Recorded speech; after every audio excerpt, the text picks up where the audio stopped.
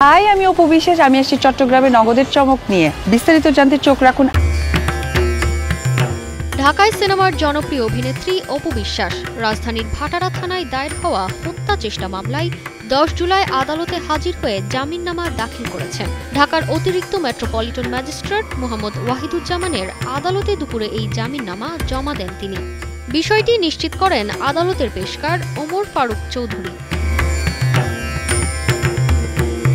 অপু বিশ্বাসের আইনজীবী আবুল বাশার কামরুল জানান, 2 জুন হাইকোর্ট থেকে 6 সপ্তাহের আগাম জামিন পেয়েছিলেন অপু। সেই জামিনের মেয়াদ প্রায় শেষ, ফলে উচ্চ আদালতের নির্দেশে সিএমএম কোর্টে সশরীরে হাজির হয়ে জামিননামা দাখিল করেছেন। অভিযোগ অনুযায়ী বৈষম্য বিরোধী ছাত্র আন্দোলনের সময় 19 জুলাই আন্দোলনকারীরা ভাটারা থানার সামনে অবস্থান নেই। এক পর্যায়ে গুলিবর্ষণের ঘটনায় এনামুল হকের পায়ে গুলি লাগে, পরে তাকে হাসপাতালে নেওয়া হয়। এক্সট্রিম মশার কয়েল প্ল্যান্ট ফাইবার দিয়ে তৈরি, তাই সহজে ভাঙে না, সুগন্ধিযুক্ত ও নিরবিচ্ছিন্নভাবে জ্বলে। ডেঙ্গু, চিকুনগুনিয়া বাহি সহ যে কোনো মশার বিরুদ্ধে দেয় এক্সট্রিম সুরক্ষা।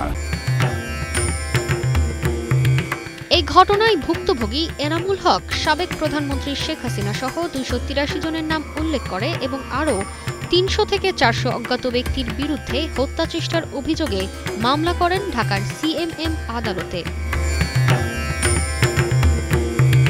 অভিযোগপত্রে দাবি করা হয়, অপু বিশ্বাস, ভাবনা, নুসরাত ফারিয়া, জায়েদ খান সহ মোট 17 জন তারকা বৈষম্য বিরোধী ছাত্র আন্দোলনের বিপক্ষে অবস্থান নিয়েছিলেন এবং আওয়ামী লীগের পক্ষে অর্থায়নকারী হিসেবে ভূমিকা রেখেছেন।